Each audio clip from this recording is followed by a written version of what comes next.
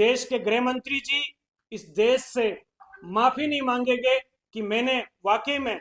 बाबा साहब का अपमान किया है, तब तक भारतीय राष्ट्रीय छात्र संगठन एनएसयूआई देश के प्रत्येक कॉलेज और यूनिवर्सिटी में अपना जो आंदोलन है उसको तेज करेगी। 2 करोड़ नौकरियां देने का काम करेंगे। लेकिन मैं पूछना चाहता हूं कि 11 बरस आपके शासन को होने को आए हैं, वो 22 करोड़ जॉब्स कहां हैं?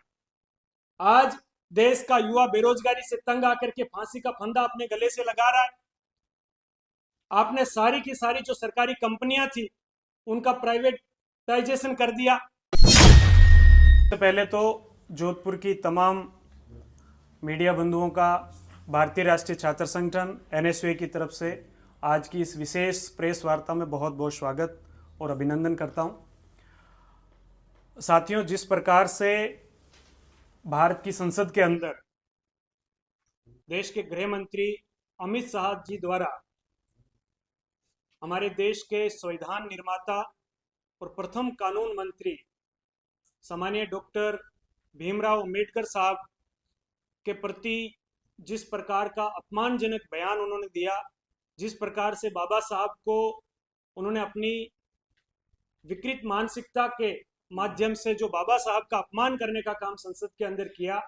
भारतीय राष्ट्रीय छात्र संगठन इसको लेकर के अमित शाह जी की कड़े शब्दों में निंदा करता है, इस बयान की निंदा करता है। और हम मांग करते हैं कि अमित शाह जी इस देश से माफी मांगे कि एक ऐसे व्यक्तित्व, एक ऐसे महापुरुष जिसने करोड़ों लोगों को जीते जी नारकीय जीवन से बाहर निकालने के लिए अपनी तरफ से जो इस देश के संविधान के अंदर जो नीतियां बनाई, जो संविधान के निर्माण में उन्होंने दलित, पिछड़े, वंचित, अल्पसंख्यक, ओबीसी, माइनॉरिटी सभी समाज के लोगों को आगे ले जाने के लिए उन्होंने जो संविधान के अंदर जो परिकल्पना की, उस संविधान के तहत, उस कानून के तहत आज देश चल रहा है। लेकिन मैं समझता हूं कि आरएसएस और बीजेपी की ये सोच है और सोच का ही नतीजा है कि उन्होंने बाबा साहेब डॉक्टर भीमराव अंबेडकर जी को नीचा दिखाने का काम संसद में किया। जब तक देश के गृह मंत्री जी इस देश से माफी नहीं मांगेंगे कि मैंने वाकई में बाबा साहब का अपमान किया है, तब तक भारतीय राष्ट्रीय छात्र संगठन एनएसयूआई देश के प्रत्येक कॉलेज और यूनिवर्सिटी में अपना जो आंदोलन है उसको तेज करेगी। इसके अलावा मैं कहना चाहता हूं कि सरकार जब 2014 के अंदर मोदी जी की बनी तो उन्होंने युवाओं से यह वादा किया कि हम अगर सत्ता में आए तो हर वर्ष 2 करोड़ नौकरियां देने का काम करेंगे। लेकिन मैं पूछना चाहता हूं कि 11 बरस आपके शासन को होने को आए हैं, वो 22 करोड़ जॉब्स कहां हैं? आज देश का युवा बेरोजगारी से तंग आकर के फांसी का फंदा अपने गले से लगा रहा है।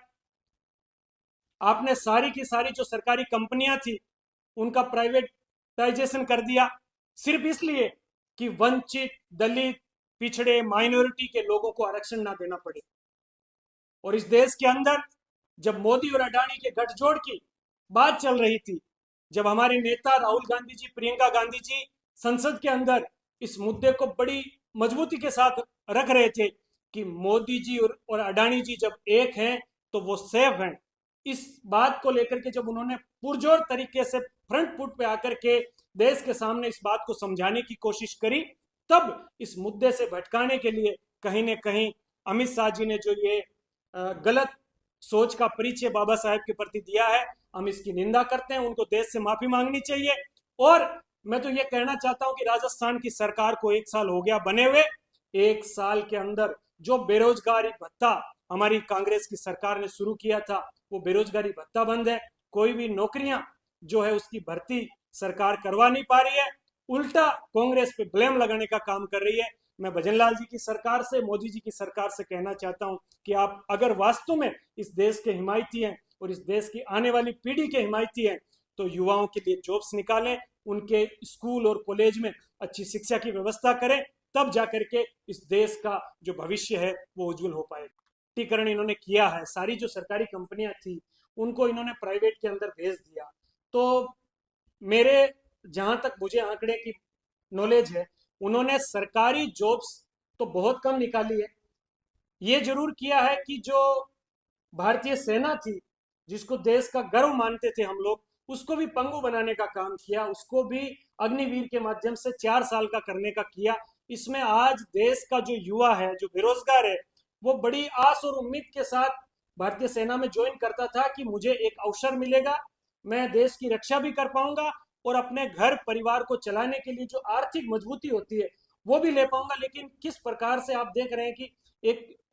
युवा को जो शिक्षित है, पढ़ा लिखा है, लेकिन उसके हाथ में डिग्री डिप्लोमा तो है लेकिन रोजगार नहीं है। आप कह रहे हैं कि 4 साल के लिए हम वहां देश की सीमा पर भेज रहे हैं, जब 4 साल बाद वो वहां से ट्रेंड होकर के आएगा तो यहाँ आने के बाद वो उसका फ्यूचर क्या होगा, इसको लेकर उसके परिवार वाले भी चिंतित है और वो खुद भी इस ऊहापोह के अंदर है कि मैं भारत की सेना में जॉब करने जाऊं कि नहीं जाऊं।